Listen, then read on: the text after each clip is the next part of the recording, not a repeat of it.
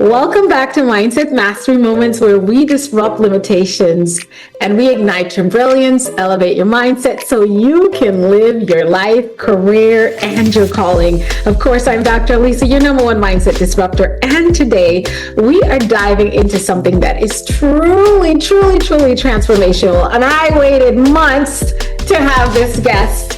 Let me ask you something, Dale Disruptors. Have you ever felt deep inside that your life was meant for something more? That the vision in your life, in your heart, was not random, but it's definitely something that was assigned to you, that if you don't get it out, just feels so uncomfortable, unfulfilled. Well, today we're exploring how to decode that vision, claim it boldly, and actually make it real. Our guest today is a man whose voice blends science, soul, strategy with such grace and grounded also in wisdom. He's been compared to a young Bob Proctor. And you guys know on this podcast, we love Bob Proctor.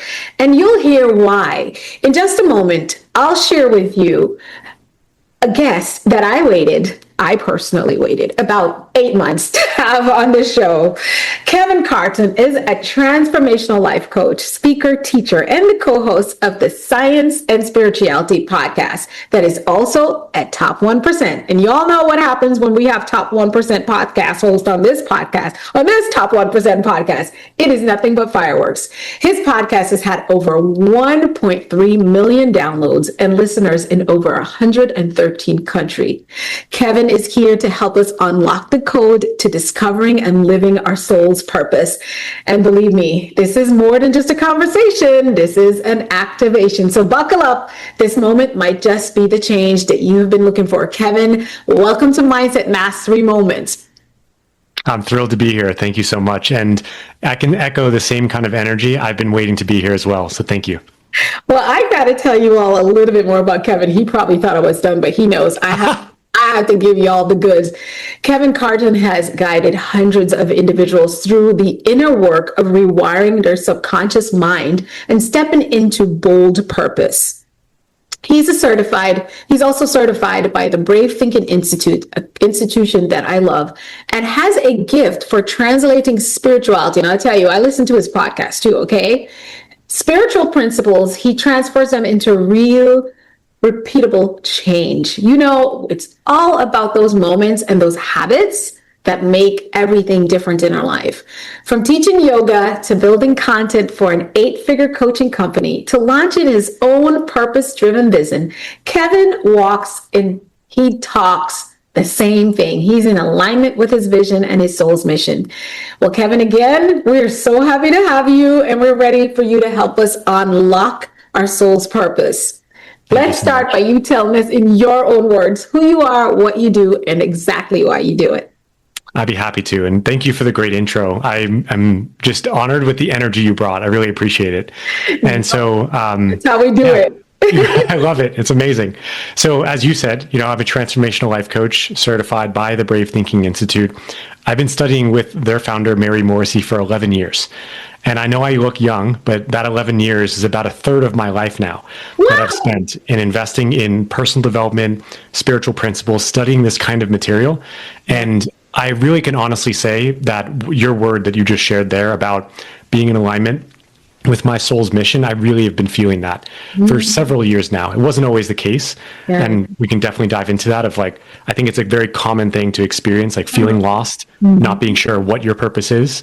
But then once you find it, deepen into it, take steps toward it, it just becomes a way of living, right? So that really is, I'd say, who I am. I mean, what I do in the world is I do coach clients and helping them rewire their subconscious minds, like you said. But I love to focus in on helping people discover and live their soul's purpose. Because I really believe that each and every one of us have a unique purpose, just as unique as our thumbprint, which we know physiologically as a human in biology that every single thumbprint is completely different. There's not one thumbprint that has been the same in the entire human history. And so I believe we also each have a unique soul's purpose of why we're here, why we came to planet Earth at this time in human history. And I find that is my purpose in helping people discover that and then live that. Absolutely amazing. And that's exactly why I want to start where I know your heart begins, and that's with vision. You said before, you've been given your vision by life itself. Let's Yes. unpack that. What does that mean to Happy to. trust your vision as sacred? And how do people even start reclaiming that?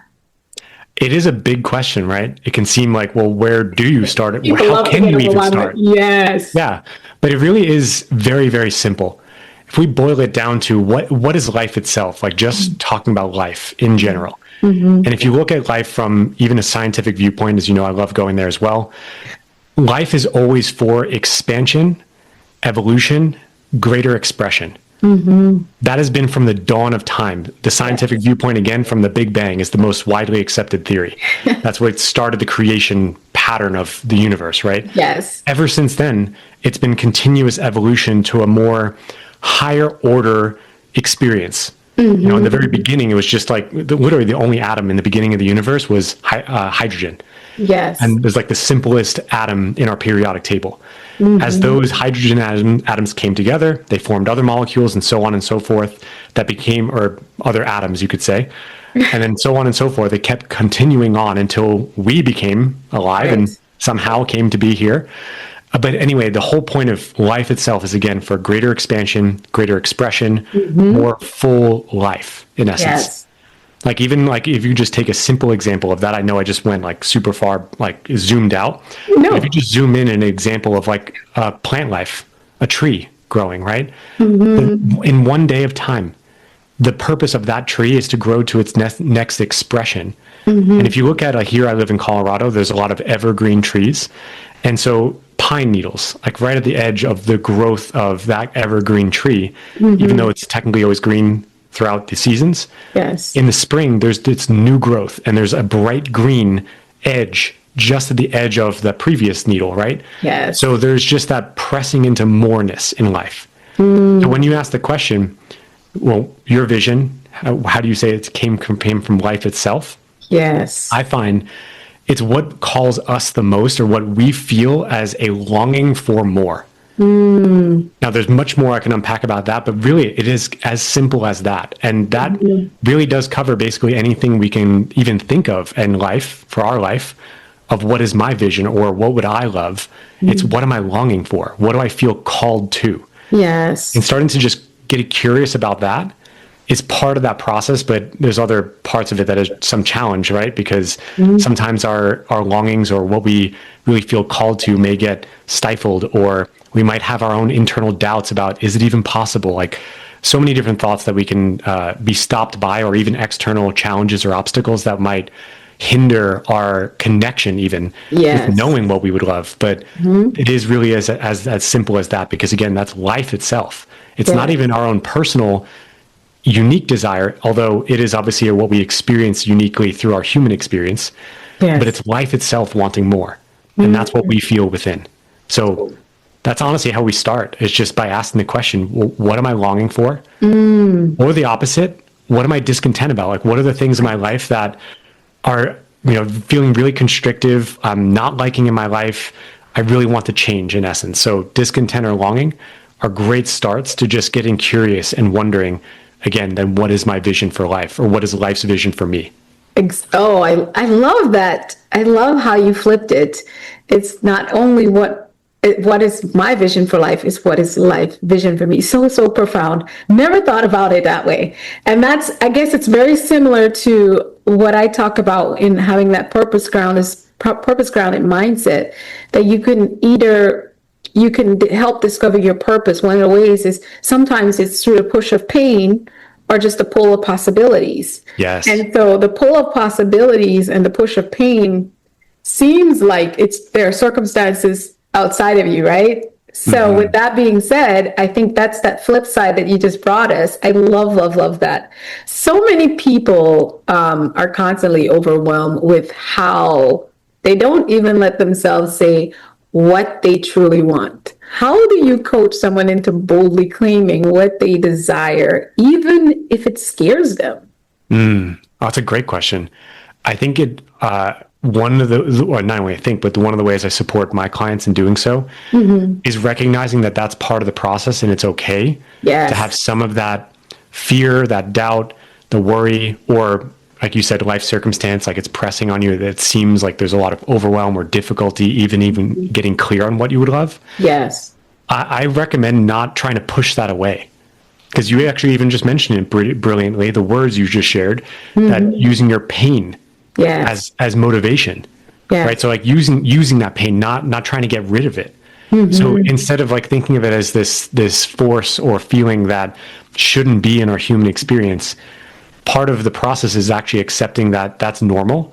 Yes. And then having the willingness to start dreaming and connecting with what could be beyond this anyway. Exactly. There's actually a beautiful quote from my mentor, who I mentioned before, but as you know, Mary Morrissey. Yes. She has this beautiful quote where she says, "Successful people are willing to be uncomfortable in the interest of their growth." So bring it. In essence, part of it. Bring it. Totally. Like, so it's another way of saying it too, at least in my words, I would say, just to add to that, the opposite side of it. Yes. Don't look for being comfortable. Yes. So that discomfort's actually a gift. It's not something that is a burden. Yes. I say, I made a quote about maybe 7-8 years ago. Get comfortable being a misfit. A misfit is a great fit for greatness. Ooh, I like that ending. Totally. In fact, I feel like most, if not all, people who've become great are misfits. Complete misfits. Yes. Yes. One thing that I so deeply admire about your work, Kevin, is how you bridge spiritual insight with real scientific strategies. And, I get all into your podcast with your brother, Chris. Talk to us about the subconscious mind. What are the most powerful mindset shifts people need to make to start rewiring limiting beliefs? Simple. Super simple is repetition. The subconscious mind is impressed through repetition and emotional impact. Whoa, love it. So the simple mindset shift to start working with rewiring the subconscious is knowing it's a long game. It's not going to be a snap of a finger shift. It's going to take some time, and the repetition, which goes back to our previous point, that you have to be willing to be uncomfortable in the interest of growth. And part of that discomfort is going to be going back to the same new belief, the same vision that you've held in your mind for weeks, if not months. Yes. Right?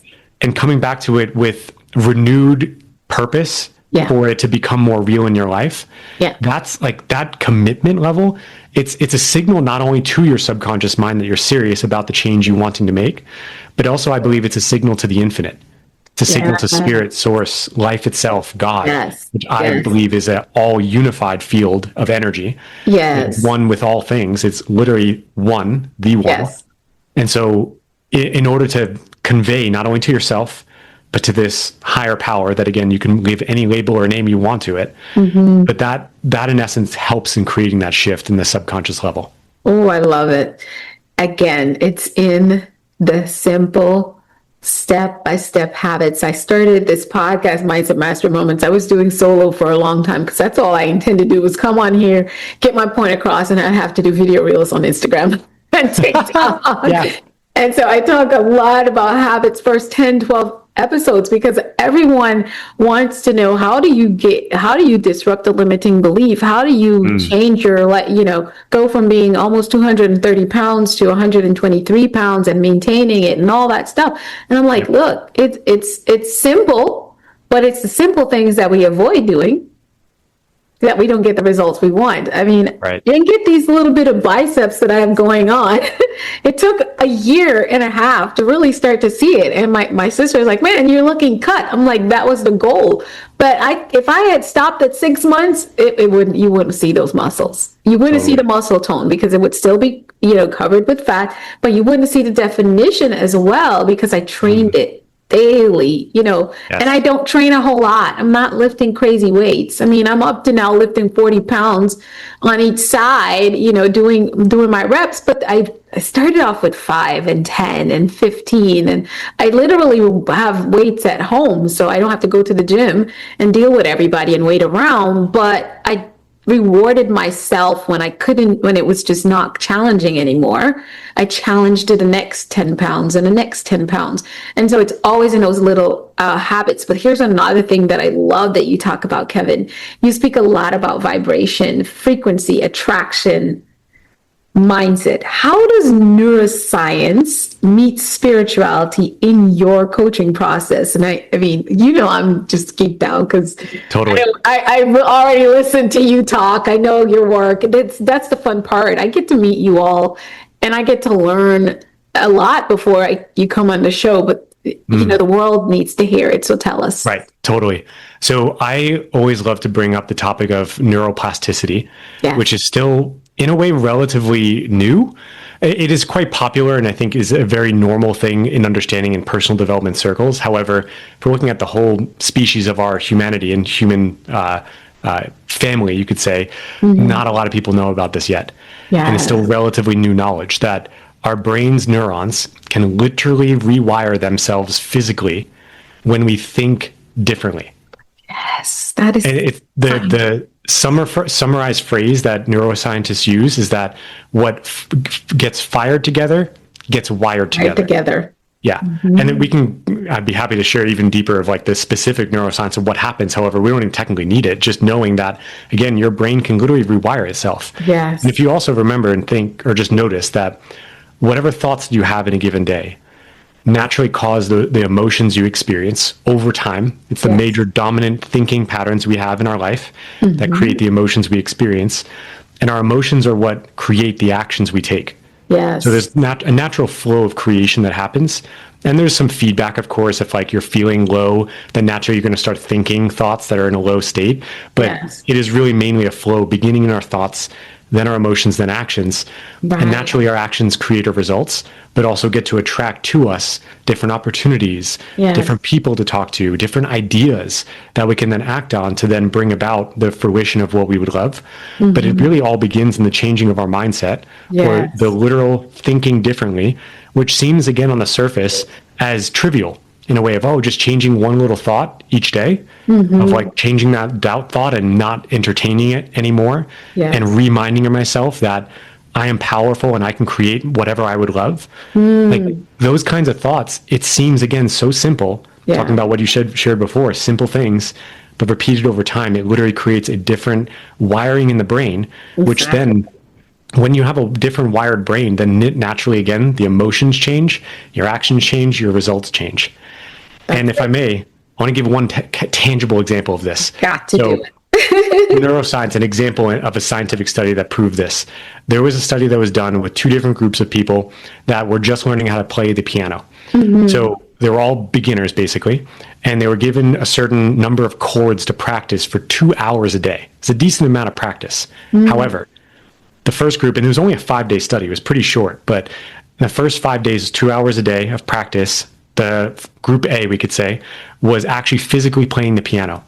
And at the end of each day, they took brain scans and actually saw the parts of their brain that lit up when they were playing those particular parts of the piano. So there was specific neural networks connected to their finger muscles. And so when they took the brain scans, naturally over the 5 days, that part of the brain started to grow in capacity. Naturally, because again, you're physically practicing. So there's going to be some neural network firing and wiring together to make it stronger and stronger to grow in that skill. The most interesting thing though, the other group, let's say group B, they only visualized, they only saw it in their mind that they were imagining that they were playing the chords, hearing the music coming out of the piano and physically touching the keys, but they never actually physically touched a key. They were only imagining it for, again, a decent amount of time, but 2 hours a day. At the end of those 5 days, side by side, the brain scans looked almost identical. I try to tell people your brain doesn't know the difference. That's exactly it. So the reason I share that is because, again, what I was saying before about the simple shift in thinking. Think of it this way, too. Every single thought that we have elicits an image in our mind, whether we realize it or not. If I say to you door or car or sink, you don't see the letters DOORCARSINK. You see your door that you go in most often, or a car that you go in most often, or your sink, whatever it is. It's an image. So as we think differently, those images will pop in our mind. In essence, we're visualizing whether we realize it or not. And so thinking differently, as simple as it is powerful, and it literally changes the structure of your brain, which then again flows out into your life. I love that you talked about that and brought up visualization. That's why you broke it down so eloquently. You brought us to science. This is why they call you a version of your own version of Bob Proctor, because that's the thing about the mindset. In my workforce classes where I am training individuals to get ready for the workforce or make a transition in the workforce, I do visualization and I teach it. Only because a lot of times people end up with these mental blocks about what they've experienced in past career or the job they just lost, and they have the fear and all these limitations set up. And so once I can it's amazing because when I say, okay, I'm turning the lights off and we're going to visualize, and they're like, what, are you going to hypnotize us? I'm like, no, I don't practice, even though I'm trained and certified. I don't practice hypnotherapy on anyone right now. I just do it on myself when I need to. But we're going to do a visualization. And they're like, okay. I'm like, so we're in a class of like 40 people in the hall. And I'm like, you don't have to do this, but you have to be quiet. You have to stay still so that the people who want to do it can go through this exercise. And so I just walk them through getting up out of bed and, taking care of their hygiene and getting dressed. And they're just following me. They don't know where I'm going to take them. And I take them to the first day of their job. What does it look like? What does it smell like? What does it feel like? Who do you see? What do you see? What were you expecting at the end of the week as your pay? All the different things. You would be surprised when I turn the light off. People are smiling, happy, excited, fired up about their new job. And they're like, what did you do to us? I'm like, that's awesome. It's called visualization. Because here's the thing. If you can see yourself over and over again doing the thing, you've already done it. Your brain does not know the difference. You have begun a new habit of seeing and believing and creating. Now you will pull yourself forward. You will do actions to get to what you just saw. But you can interrupt it. You can interrupt it anytime you want and not follow with it. But if you want to, go back and visualize it, add more details, change things, put them in just the way you want, because maybe you just saw what you think you can do. But what if you could do more? You can just let's do it. Just visualize it. So that's introducing them to, starting to see things the way they want it and creating that imprint in the brain, in the mind, like say in the mind's eye to what they do. I heard you say something that goes against the grain a lot while we're talking about this, right? The grain of what's popular culture. You talk about moderation being one of the most effective ways to create lasting change. Well, let's disrupt mindsets here. Why is moderation more powerful than going to the extreme? And I'm going to love this answer too. I'm happy to share, and I'll start with a simple example. I go to nature for much of a scientific viewpoint, as I shared before with like the growing tree, but also in a spiritual sense of what I believe life itself, God, source, spirit, again, the creator, created this world and the laws in alignment with. Yes. So think of a flower. If a flower blooms too early, it gets crushed by the cold in the late winter. Yeah. It's not its time. If it rushes, if it tries too hard. But there is a growing season for everything, including that flower. Yeah. And if we're in the right timing, if there's right moderation or pacing that is right in alignment with nature itself or how the universe evolves and grows, then we see absolute beauty.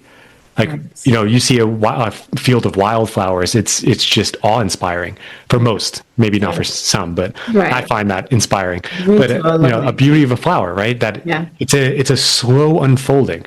In fact, there's actually only one flower I'm aware of in the entire world that blooms. It actually only blooms once a year, but it does bloom in one day.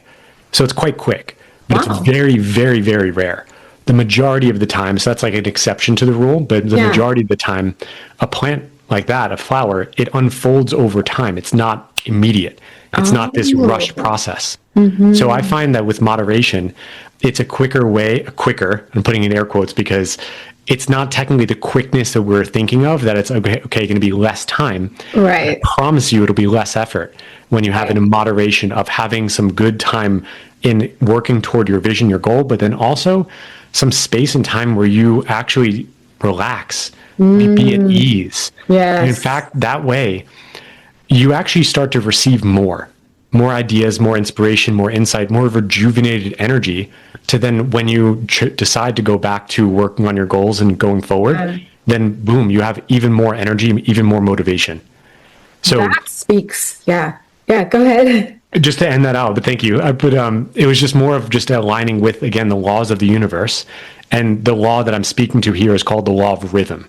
That there is an ebb and flow to literally everything in life. We were talking about the seasons, right? There's always 4 seasons. I mean, I guess technically in different parts of the world, there's not, but based on where you're at, like people around the equator, it's basically summer all around, right? But generally, it is the 4 seasons that naturally flow through.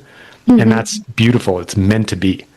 And so in the same way that we have a rhythm to follow, like actually biologically, we have our circadian rhythm, right? Like naturally we have melatonin that started to create more toward the nighttime. We fall asleep. We have some time to rest. Our body actually needs it. Yes. And whether you get 5 hours of sleep or 10 hours of sleep or anywhere in between or anywhere less, whatever works for your body, you still need rest. Yes. And then you're back to the day. So there's a natural rhythm in everything. And so I find when you actually align your own workflow or your goals or your vision with a rhythm, a regular rhythm in some way that works for you, then it's just, it's much more fun or easy. It's much more graceful. I would love to say, find your rhythm. And that's the thing. I find that when you're not practicing what you just described, well, let's be real. When I am not practicing, I didn't know, I was not consciously aware that.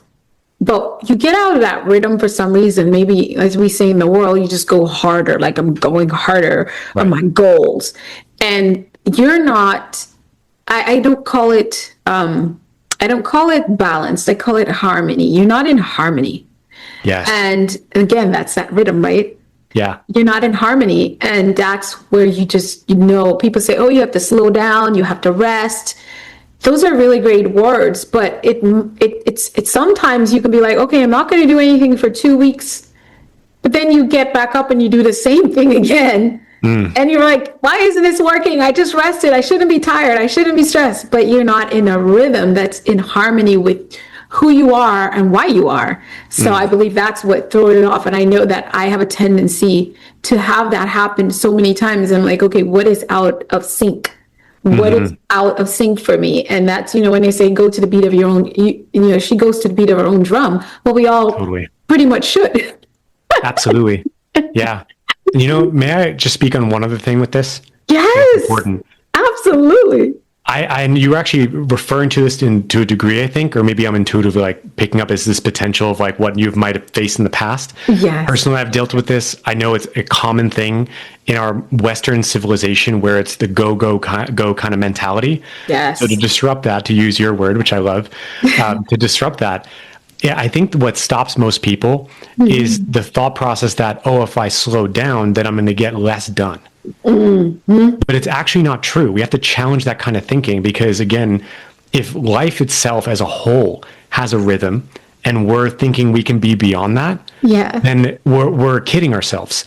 But of course, if someone's hearing this, it's like, yeah, I get it. I could use rhythm in my life, but what's stopping me? A part of me feels like I can't or I shouldn't give myself that. It's questioning that belief. Because that usually unconscious belief that, again, if I slow down, then my work slows down or my productivity slows down or I get less done. It comes from a thinking that's only looking at the conditions of our current life. Yes. When going back to vision, right? Yeah. Dreaming into a life of what would you actually love? If anything was possible for you in your life, would you love to have a regular rhythm where maybe you only work 4 or 5 hours a day, exactly, where you have 3-day weekends, yes, where you have this kind of regular rhythm and you have phenomenal goals that you hit and you accomplish amazing things? Yes. Why can't it be both? Exactly. That's like what I honestly challenge my clients to. It's a principle that I've learned called the yes and principle. Yes and. Woo-hoo, yes, I give myself rest and I accomplish brilliantly. Exactly. Any version of that. Yeah. Love it. I love it. I remember, taking naps during the day, and I remember like over a decade and a half ago, one of my doctors said, you should consider taking day naps. I'm like, what? Are you crazy? Yeah, just take a 30-minute nap. It will change everything. I'm like, that's 30 minutes. I could get more done. And he's like, well, you can try it and just see how it works. And so I've got friends and stuff that are like, why do I get tired? I'm like, because you are tired. I just want to finish up and get the day done. I'm like, you don't even have to go to anyone's job. You're an entrepreneur. You should pencil in a nap, a 1-hour nap. Just lay down, put some music on or whatever you do, and just take a nap and wake up and watch how much more you'll get done. And I mean, I'm using the nap analogy. Sure. That's just one thing. Though. You don't have to, but there's so many things that we don't give ourselves the yes and the permission. We have all these should and could things that limit us. And really, again, go to the beat of your own drum. Your body and your soul knows what beat you should be dancing on. So just do it, right? That's so refreshing, because real transformation is not, it is sustainable, but only it's just not a dramatic thing that just happens. So you really took us through that so well. Thank you so much for that. You're welcome. It makes so much room. And also it's a challenge that you can take on, Kevin, and make changes, but there's always, like, you just give us even more room for grace while we're, taking on those new habits and behaviors that will make all the difference in our lives.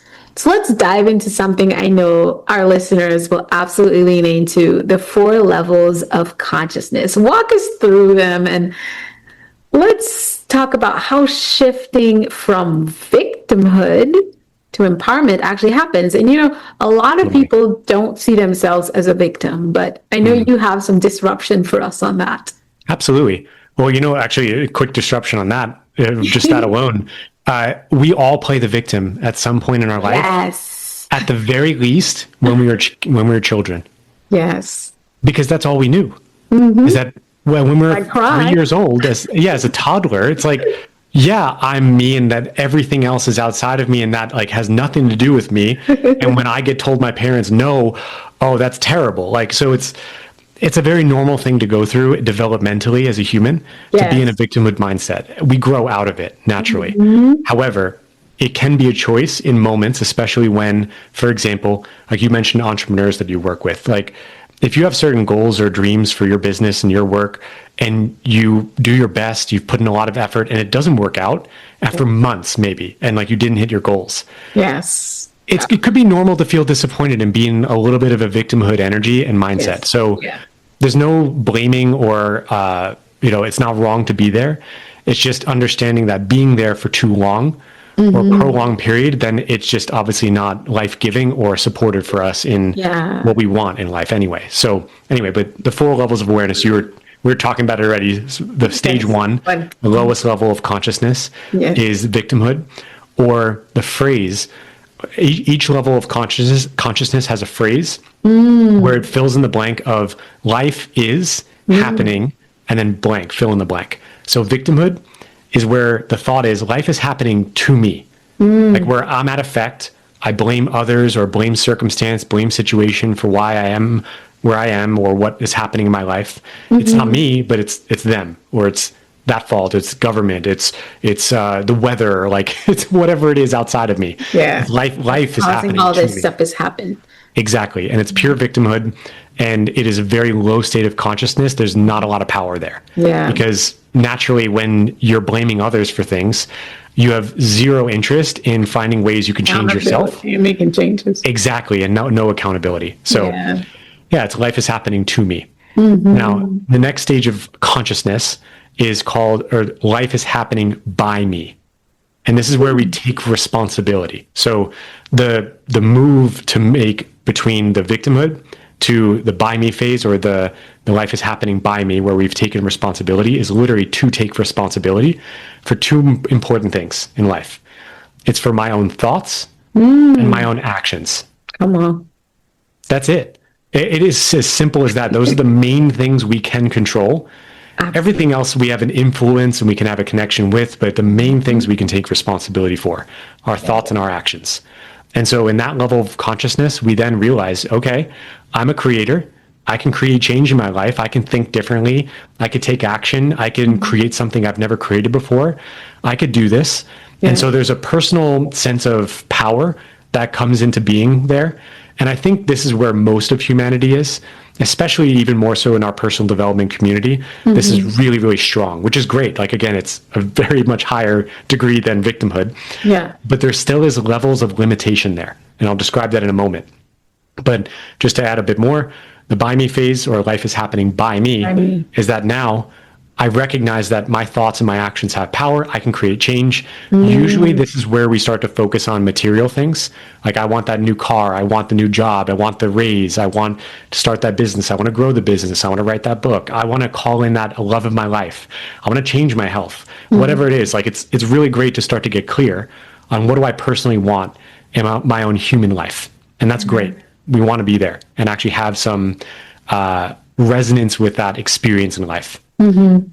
Now, there is a higher level. And the third level of consciousness, I find, is the sweet spot. Because the fourth, which we'll talk about, I find for most of us as humans, we can experience, but it's not really the ultimate goal of where we want to live our life from. But I'll describe that in a moment. So the third level of consciousness is life is happening through me. Life is happening through me. So the move to make from the by me, life is happening by me, to transform and up level our consciousness to through me, we let go of control. Because in the by me phase, I mentioned there's personal power there. We recognize, again, our thoughts and actions have power, but there's a sense of control to a degree of, like, I'm going to make my life like this. And then we have, our goals, our visions, what we want, which again is great. And we want to keep that part of it. However, letting go of control in the through me phase is where we recognize that we're not all powerful. We're not God. God is God. Like, spirit is spirit. Like, the oneness of life is life, right? Like, we're an individual experience or expression of life itself. So we do have incredible power, and we're working with a higher power that has created all things. Science would call this the unified field theory, just to bring in a little science there. But there's this energy in life that is, it's giving us life in this very moment. Think of it this way. This is how I connect often, almost on a daily basis. I remind myself, I did nothing to deserve this beating heart in my chest right now. I couldn't do anything to deserve it. I was given that from the moment I was born. And so that heartbeat in my chest, the breath in my lungs, that's a gift from life itself. And so there's certain things I can control, again, in my human experience. And I also, it's the yes and principle again. Yes, I have power with my thoughts and actions, and I want to stay open to how something can unfold in my life, right? So there's, again, things we can influence. However, there's a lot we cannot control. And so to get to that through me phase, we let go of control. And then the final phase, just to bring it in for a landing, the completion of this. I love it. After the through me phase, there is a higher state of consciousness. It's called life is happening as me. Woo! That's the one I don't know. Life is happening as me. In essence, there's no separation between my individual self and life itself and the entirety of the universe. We're all one, basically. It's a state of oneness. It's a transcendental state of being. People find this in deep, deep meditation. More recently, it's been actually therapeutic, which is phenomenal to see, but psychedelics has been taken on in terms of therapeutic settings. People from thousands of years ago had traditions of, like, ayahuasca is a very common one in Southern America that is used in very spiritual ceremonies. But those experiences, they tap you into that as me state where you have this actual experience of feeling and knowing I'm one with the one. And so I mentioned before, it's something that most of us humans are not aspiring as like a state to realize and sustain. And that's okay. If you want to be living your human life and experiencing different things throughout the human journey, you're welcome to, and that's your choice. So the through me state is really where we want to be in. But the as me state is like where we have experiences that influence and, in essence, stabilize our through me experience. Quick question that just blew Please. me. So I did have a guest on that introduced for the first time a lot more depth for me, and I've been doing the research. When you talked about the psychedelics and the fourth dimension, have you experienced that? And is that something that a space you live in personally, or is it a space that you are in at times and then you come back to the third dimension? In at times, I've experienced. I've tested and worked with plant medicine in like mainly psychedelic mushrooms. However, that is again experiences in states that I have had very infrequently to experience that embodied As me. state, exactly as me. However, once you're out of that, then it's like, all right, how do I bring that into my daily life? And the work is to sustain the life is happening through me experience. Through me, yes. But I've also had there was one or two moments in like deep meditation that I've had. I'll share one quick experience. One of these meditations I had the opportunity to go inside one of the Great Pyramid of Giza and inside the King's Chamber, which is widely accepted or believed to be a meditation space where the pharaohs would go to connect with gods, you could say, but I would call it higher power. Right. I got to be in there with a group. There's about 30 of us, 40 of us. I got to be in there. We did about a 30-minute meditation. At about like 25-minute mark, I had this experience of leaving my body. I felt like I shot up into the just cosmos and stars all around me. And I had this deep feeling of I was literally one with the one of everything. Right. And then as soon as I had this thought of like, oh my God, this is an amazing experience, boom, I dropped back down to my body. Back down. So as soon as I had the thought of an individual experience, I was back in the through me phase. So you can, here's the thing, Kevin. There are a lot of images. At the time of us recording this episode, there's so much imagery right now of, the deportation process. I'm not going to go on and not into that too much, but we're watching things on our screen, social media, wherever, on the news, that is just right. For someone who I believe I live more in the third dimension, I'm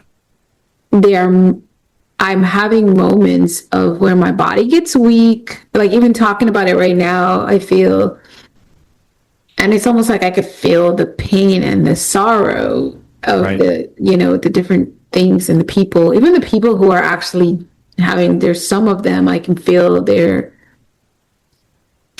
pain of being the one who's executing it, and all the fight that they're sort of the wall they've put up to say, this is just my job. I don't have to like it. I just have to do it. So it's on both sides, and just the pain of us as one. As a collective. Right. Yeah. And it's heavy. And so I'm having to do a lot more spiritual work to stay in that zone of not to shut it out. How would you say that's truly affecting? Because there's some people who think it's bad, it's sad that it's happening, or it's not happening to me, it's not going to come to my door because I Right. What do you say to us?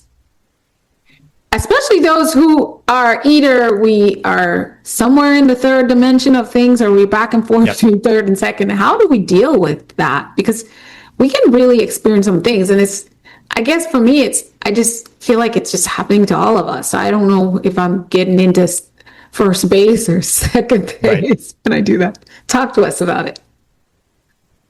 I hear you, though. No, I get it. It really is happening to us all collectively, because I believe at a deep, deep level, we really are all connected. Yeah. So what happens to one is really happening to all of us at a subconscious level. How we deal with that, though, I want to quote Dr. Martin Luther King, because he has this phenomenal quote that I hear Mary, my mentor, talk about often when it comes to the world issues, what's going on presently, that in many ways are not right at all. And we can claim it as such or label it as such. Dr. Martin Luther King had this great quote where he said, "The arc of the moral universe is long, but it bends towards justice." And so I bring that in as a guiding light, you could say, because I think a part of the journey is honoring and acknowledging the pain, whether it's our own individual experience or just observing, seeing it collectively, that there's work that we can do because we, as spiritual beings having this human experience, as we honor those experiences that we are having, that pain, that challenge, we allow ourselves the permission and space to then transmute it, not for ourselves, but also for the whole. And still witnessing, acknowledging, not shying away, like you said, like just shutting it off, because that just shoves it deeper, it suppresses it. Yes. But giving it space. And it is a journey, obviously, that we're on. And like I said, like that quote, it just is a guiding light for me, because in times like I've had my own doubts of like, what is going on in the world? Like, is there actually greater light coming into this world? Like, is this world evolving? It feels like better? It's getting darker if you're not spiritually aware of that. Yeah. Exactly.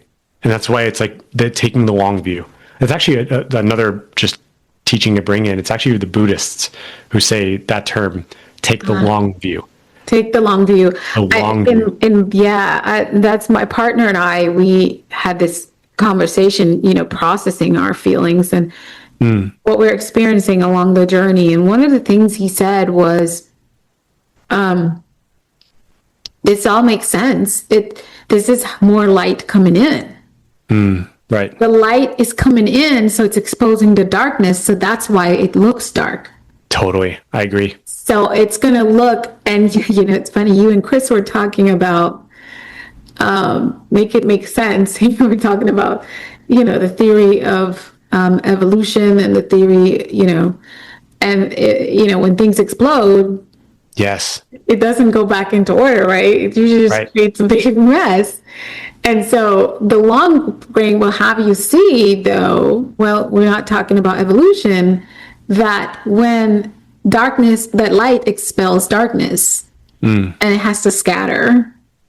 And I guess that's my consolation to the long, is the long, in the long haul, this is sort of this is where where we get awakened. This is where light flashes on. Absolutely. I would like to add one other point too that's very important. Yeah. That gives the emotions we feel space to be expressed, not just to our loved ones or to ourselves, to honor those emotions. Yeah. I also believe that those emotions are meant to be acted on if we feel guided to do so.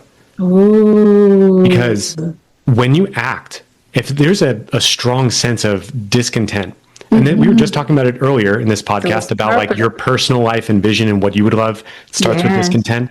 If you have a discontent about what's going on in the world and you feel called to do something, make a difference, whatever that is. Yes. Whether it's as simple as calling your mayor and to talking to him or her about the issues, sharing your viewpoint, or going to a peaceful rally to protest, right? Or to check on a neighbor, seeing how they're doing. Like, I mean, I'm just giving some examples. Right. When you ask the question, what can I do? Yes. There's something that shifts. And then those emotions then have a place to go. Yes. And so you can channel it to even greater light, to bring back your example. Yes. And that's back to what you said earlier about life guiding you.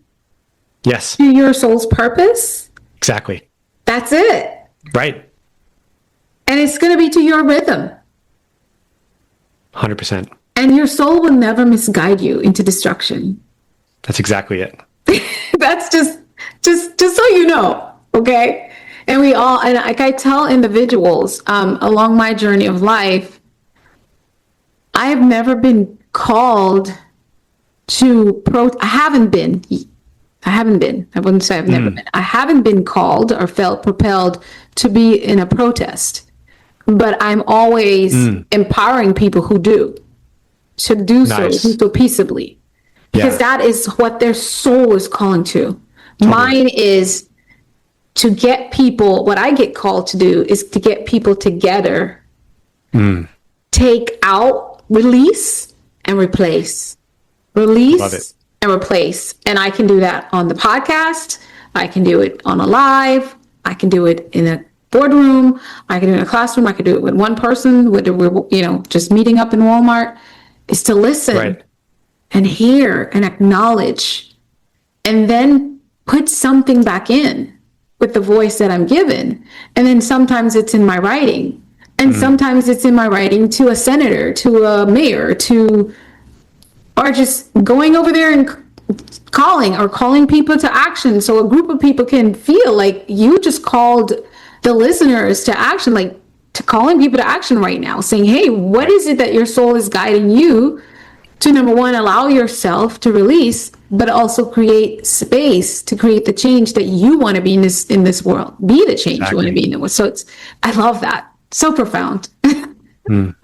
So profound. So I have a question for you, going back to where we were in the fourth dimensions. Can you share a personal moment, maybe when you were stuck in one of those lower levels, and what helped you elevate higher in those higher states that you needed to be in, or you desired to be in? One of my favorite relationships in my life is with my wife. Her name is Vivienne. We've been married together for 3 years. It'll be 3 years in September this year, together for 7. When we first moved in together 4 years ago, just a bit before we got married, I had a significant challenge of accepting her work schedule. She's a night shift nurse. She loves it. She's a night owl, and she's been since she was a kid. And it's her dream to be a nurse. She absolutely loves her work. She works with kids too. She's a pediatric nurse. Oh, nice. She's an angel. I honestly believe she's an angel. I believe they are definitely angels. Absolutely. Because my heart would break 100 times taking care of a sick child. I can't even hear a child is sick. Yeah, same, totally. But so when we started moving in together, the rhythm of talk about rhythm, our schedules were so off track. Previously, since we were living apart, I saw her like once or twice a week. It was phenomenal. We would have date nights. Like, we would go do things. Like, sometimes I would sleep over her place. She would sleep over mine. But like, generally, we had a good rhythm. When we moved in together, I was expecting more time together. However, in some ways we got less, because she had 3, if not 4 shifts a week, 12 hours, and she goes to work at 7 p.m. She comes home, her work shift ends at 7 a.m. And so I maybe get a half an hour with her on the days that she works. Oh my gosh. And I felt like I was missing her a lot. I felt like there was a disconnection that we had in our relationship because I wasn't used to that kind of rhythm. Yeah. And I was feeling hurt because I told her many times that a part of me wanted her to maybe have shifted to day shift. Right. But that was me trying to control. But that was also me being in victimhood and blaming it's your fault, or it's your schedule, it's not mine, right? Exactly. And how about you got a different schedule? Right. Yeah. So it was some months, I'll say. It wasn't like one conversation that shifted it, but overall, because we had many conversations about it, the topic came up like usually once a month, especially in the first like 6 to 8 months of us living together. Yeah. But the shifts that I mentioned before is really what I did. First and foremost, to move from victimhood, from that blaming of like, oh, it's you, I took responsibility. Is how am I thinking about this? Yeah. How am I acting? And like, in essence, like especially in those early months when she had work and we would have dinner together, because she was like, her dinner was technically her breakfast, right? I could have that time with her, but sometimes it didn't line up with my schedule. Right. And so I was thinking like, oh, she should change, not me. But I took responsibility. Some of the actions, one of those days was like, you know what? I'm going to change my schedule to connect with her because it's a priority for me. Right. Some of that also was changing my thought of, she loves what she does. Right. She doesn't want to be in day shift. She's expressed that. Part of that is collaborating with her to understand that she doesn't want to compromise that or sacrifice that. Right. And so literally to think in that and just understand my wife, and that I want to lean in to help her live a life that she loves too. Right. So I was thinking differently about it.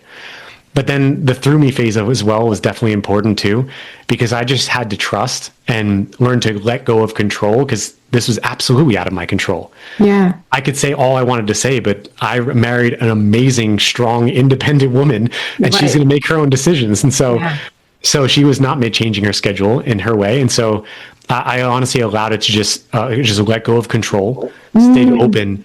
And interestingly enough, it's been now, again, about 4 years we've lived together. I actually really enjoy having the time that she has when she goes to work, because it's my alone time when she's out at work.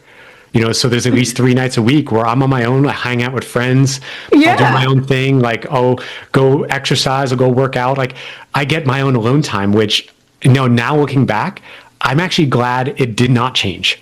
Wow. So it's so interesting of the flip, but it took some time. But part of that process was really the steps that we were talking about. Right. So life was presenting you both as you become one in the home, a rhythm that was on. I mean, and let's face it, most of us are raised in a home where both our parents come home in the evening, right? And they're there. So that's part of, like, it's programmed that's Totally. how it works. Like, that's how you have a happy marriage. This is how you have a family, right? So now we have to disrupt that no, whatever that rhythm is for us is what becomes a happy home and a happy family, because I'm happy from within and I'm at peace and I'm not trying to control all the outcomes. And it's very simple, but how many people, whether it's a night shift and a day shift change, have those issues? Sometimes it's about who wants to watch a girly chick flick versus an action movie. Right. And I always tell people, like, if my partner love action movies, I will say, I don't really care for, well, I do love action movies. It's weird enough. I got all that going on, but I do love action movies, and I don't like not sci-fi, like too creepy zombie movies. Sure. Right. But like some things with vile, I did not, but I had to open my mind, because then I want to share movies with him that he enjoys, and I want him to share movies with me, and just come over to the dark side. Okay. So it was like, let's do this. We watch both in one night. We'll watch 2 movies on a Saturday night. Nice. Double feature. Right. One of each, whoever pick your movie. And it doesn't matter what it is. I'm watching a whole movie, no falling asleep. If you fall asleep, then you cheat. We got to watch it again. I mean, all kinds of crazy stuff. But I never became the most happy about Dracula movie with people just eating people and beating people up. But I'm okay. And I get into the storyline and the psychology of why they thought it was important to make a movie like that. I was like, oh God, now she's turned it into Sure. an entire scientific. But that's what you get. You want to be with me, right? But it worked. And so I enjoy, and funny, the chick flicks, he started like in the chick flicks morning. Yes. I love it. Yeah. You know what I'm saying? So just releasing and just saying, okay, let's go. And I tell folks all the time, like, the more you go with the flow of life, it just makes it so much easier. And if something does not align with your spirit, then you take a stance and say, this really doesn't work for me. But if you're going to be in a relationship with people, just let it go. Let it go. Try it. I say, my thing is, like, what's the worst thing could happen? You don't like it, and you guys have to go back to the drawing board. Totally. At least you experimented. Yes. Thank you for sharing that. That was just so great example that we can apply everywhere. Now, Kevin, it's time for Flip the Script. Can't believe all this time went by already. I want to know, what's one moment in your life when you had to completely shift your mind? I mean, besides the one you just did, a moment that changed everything. Oh man, we didn't even get into this, but this is my origin story, really, of how I do why I'm doing the work I do today. In 2013, I was in 3 years to get my doctorate in pharmacy. Ooh. That was my path. I was a traditionally trained scientist. I do have my bachelor's of science now in pharmaceutical and healthcare studies. However, that next year, so 3 years in, is when I started to discover personal development, started reading books, really started to awaken my mind to possibilities in my life. Yeah. And then throughout that next time of year, I started working at a community pharmacy as an intern, started to see the industry, and I completely fell out of touch with what my purpose was, because I didn't feel like I was helping people in that pharmacy, like truly helping people change their life. Yeah. So it was a massive shift, because for about 4 years, that was a committed path for me. And I was already thinking like, all right, yep, I'm going to be a pharmacist. I'm going to have the doctorate, all this. And I chose that path for good reason, because I love science. I love math. I still do. However, I had a core belief and heart for wanting to help people. And that was completely lost when I started to work in the industry. There's no transformation. You're a transformation coach. Yeah. Totally. And so it was a very difficult time in my life. It was actually one of the few times I felt like I was actually in a depression, but there was a light. I felt like it was at the end of the tunnel because I knew I did not want to stay, but it was just about making that bold and difficult decision to change. And I didn't even know what career path would be next, but the mindset shift for me was mainly thinking not just in the shorter term, like the next 5 or 10 years of life, which many people would say that's long term, but I was thinking, no, in 5, 10 years, I still feel like I would hate my career, hate my life. I don't want to do this. Yeah. So I changed my mindset, and it was helpful to have some support from personal development books. I don't even remember which one. Maybe it was even a speaker. I was listening to Les Brown around that time, as well as Bob Proctor. Yes. One of those two, or one of the books, had said something like this: think to the end of your life. At the end of your life, if you're on your deathbed and you look back at this moment in time in your life right now, what decision would you be most proud that you've made? Come on. And that changed my life entirely. And I saw it differently completely. And I knew it was going to be difficult. I had no idea what the path was in front of me, but I made the decision to leave. Exactly. I knew that was the discontent. It's like, I'm done with this. And what do you know? 2 days later, after I graduated with my 4-year degree, I found Mary Morrissey, who's now been my mentor for 11 years. I found her on a webinar. And so it really speaks to the truth of the statement, which you may have heard, that when the student is ready, the teacher appears. So that was one of the biggest moments in my life so far. Oh, I love it. I love the shift. I know someone's going to be encouraged with that. Just think 5 years and think to the end of your life. I have this thing I joke about. I'm like, okay, so who are you and what are you thinking about when you lay your head back in the bed? Or if you can't go to bed, because a lot of us are like, yeah, I fall asleep on the couch, Alisa. Well, everybody goes to the bathroom. That's usually the quiet time that we get with ourselves. How satisfied are you with the life you're living? You like it? Or do you wish several things could change? Then who has the power to change it? You. Exactly. Oh, that's so good. Thank you for sharing that. No, thank you for sharing that. Man, somebody's going to be lifted. You just signed permission slips for several people. I know it by listening to you talk about that, because one of the hardest things is to, let's face it, pharmacists at the beginning of their career, gross at least 100 plus K, even 11 years ago. So that's to walk into coaching where, you had no idea about scaling and all that stuff. That would be what walking in your purpose is. You just trust that every step you put one in front of the other, because a lot of times you never get the full lay of the land. And you know what? I thank God he doesn't show us that. Or, I agree. Thank God. I thank the universe. I thank him. I thank it. I thank everything that I didn't get to see all the things. Because I'm like, okay, we would have turned down. We would have turned down the long time. You know they say turn down for what? For all that stuff. Because I knew that was going to like, I'm not doing purpose. Like, it's easier over here. But it's not, because your soul is crushed doing things that does not align with what and why you're on this earth. So Kevin, guess what? It is our time for Mindset Advice to go. But before that, I got to ask you, what is success for you? How do you define it? I love this question. Interestingly enough, I will refer to Bob Proctor's mentor for a definition.